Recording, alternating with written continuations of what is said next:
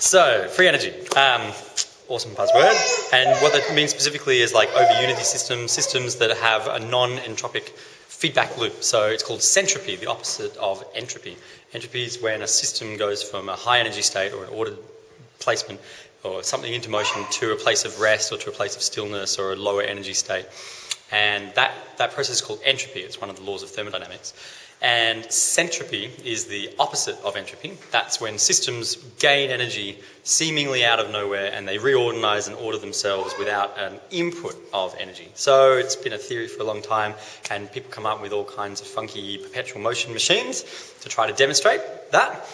Under the current model, certainly under the current electrophysics model, it disallows centropy completely. So there isn't a provision within the model to allow anything other than entropic forces to be in action.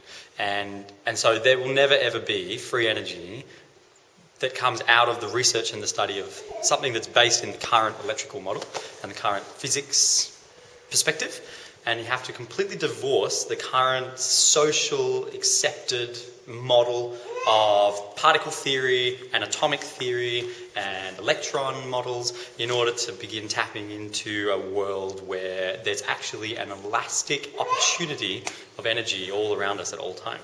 And we can get into that another day.